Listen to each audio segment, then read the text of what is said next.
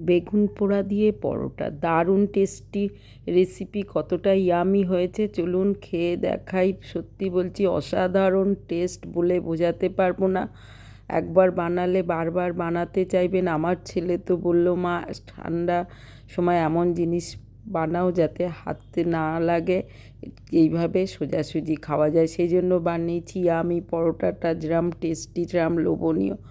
নমস্কার বন্ধুরা, করবিস কিচেন চ্যানেলে স্বাগত। শেষ পর্যন্ত এই শীতকালীন স্পেশাল বেগুন পোড়া দিয়ে পরোটাটা চটজলদি বানিয়ে নিন। কিভাবে বানাবেন দেখুন, রসালো হবে না অথচ দারুণ টেস্টি হবে। সেই রেসিপিটা নিয়ে চলে এসেছি, সঙ্গে থাকুন বন্ধুরা। আমার চ্যানেলটা লাইক শেয়ার সাবস্ক্রাইব করে নেওয়ার অনুরোধ রইল। আমি পরোটা বানানোর জন্য আমি প্রথমে মূলো কুচিয়ে নিয়েছি কিছুটা, দেখুন শসা কুচিয়ে নিয়েছি, ধনেপাতা কোচা, গাজর না বিট কুচিয়ে নিয়েছি, গাজরও নিতে পারেন, লঙ্কা কুচিয়ে নিয়েছি, বেগুন পোড়া কিছুটা নিয়েছি, সমস্ত পেঁয়াজও কোচানো আছে, আর লেচিগুলো নিয়ে নিয়েছি। বন্ধুরা, এই রেসিপিটা করতে সিম্পল সাধারণ জিনিসগুলোই আমি ব্যবহার করেছি, সুতরাং এইগুলো কাঁচা থাকলেও কোনো অসুবিধা নেই। প্রথমে লেচিটা নিয়ে নিয়েছি। আমি কিন্তু আটা আর সামান্য একটু ময়দা দিয়েই বানিয়েছি। আপনারা কিন্তু যে কোনো একটা দিয়েও বানাতে পারেন বা দুটো সেম সেম কম্বাইন করেই বানাতে পারেন। আমি কিন্তু এইটা বানাবার ইচ্ছা ছিল না, হঠাৎ করে দেখলাম দারুণ হয়েছে। যাই হোক, লেচিটা বেলে গোল করে নিয়েছি, বেশ যতটা সম্ভব ততটা বড় করে নিয়ে নিয়েছি। এটা রেডি হয়ে গেল, রুটির মতো গোল করেছি। ব্যাস বন্ধুরা, এবার সমস্ত দেখুন উপকরণগুলো শসা, পেঁয়াজ, বিট, গাজর, কাঁচা লঙ্কা, ধনেপাতা সমস্ত কিছু একটু খুন্তির মাথা দিয়ে আর একটু মিক্সড করে দিচ্ছি। আপনারা পারলে মিহি করে কোচাবেন, এটা এইভাবে করলে আরেকটু মিহি হয়ে যাবে।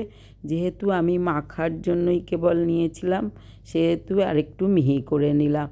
ব্যাস বন্ধুরা, সবগুলো বেশ একটু মিহি যখন হয়ে গেছে তখন আর কি এবার একটুখানি মাখার জন্য সর্ষের তেল, লবণ পরিমাণ মতো যোগ করে দিন, দিয়ে বেশ ভালোভাবে মেখে নিন। হাতের কাছে আর কোনো কিছুই নেই বন্ধুরা, হাত দিয়েই বেশ ফাইন করে মেখে নিন। শীতকালীন বেগুন পোড়া দিয়ে এরকম একটা টেস্টি রেসিপি, যা প্রথমবার এবার মাখার পরে খুন্তি দিয়ে আরেকটু ম্যাশড করে দিলাম। এখন কিন্তু এই কাটা উপকরণগুলো চারিদিকে ছিটকাবে না, বেশ এক জায়গায় হয়ে রইল বন্ধুরা।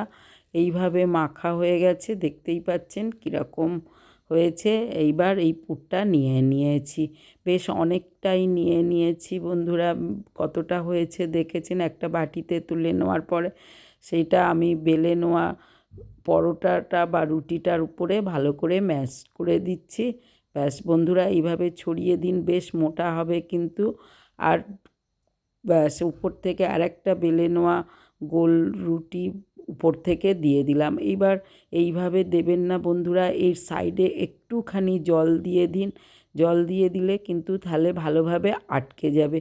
আমার এই প্রক্রিয়াটা করাটা ভুলে গিয়েছিলাম, সেই জন্য আমি পরে করে নিলাম আর আপনাদের সঙ্গে শেয়ার করলাম। নাহলে কিন্তু জুড়বে না, চারদিকে বেরিয়ে যাবে, বা ইচ্ছা হলে একটু মুড়েও দিতে পারেন, তাহলেও কিন্তু বেশ ভালোভাবে আটকে যাবে। সুতরাং এইভাবে করে নিন। আমি এর আগে বালুশাই বানিয়েছি কুমড়ো দিয়ে, সেটাও দেখে নিতে পারেন।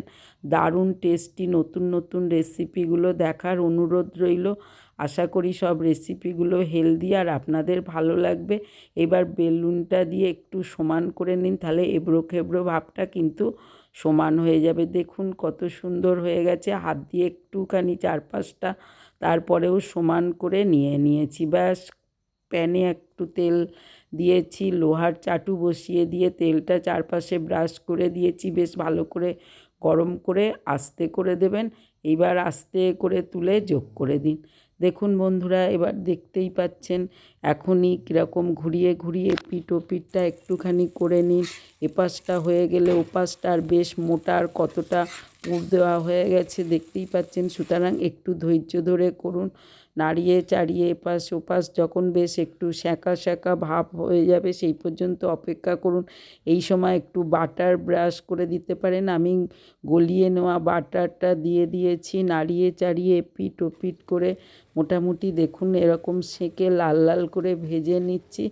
আর আস্তে আস্তে ফুলে যাচ্ছে বন্ধুরা, তার মানে বুঝতেই পারছেন ভেতরেরগুলো আরও পুরটা তৈরি হয়ে যাচ্ছে, গরমে কাঁচা ভাবটা চলে যাচ্ছে আর দারুণ লোভনীয়, কতটা ফুলে একদম টইটুম্বুর হয়ে গেছে। তাহলে বন্ধুরা এবার এপিট ওপিট করে দুপিটটা যখন পুরো কমপ্লিট হয়ে গেছে তখন আর দেরি কেন, তর সইছে না, লোভ সামলানো যাচ্ছে না, উপর থেকে স্রেফ একটু কাসুন্দি দিন বন্ধুরা। কাসুন্দিটা যেরকম খাবেন সেরকম দিন, ব্যাস একটু উপরে আমি অল্প করেই ব্রাশ করে দিয়েছি।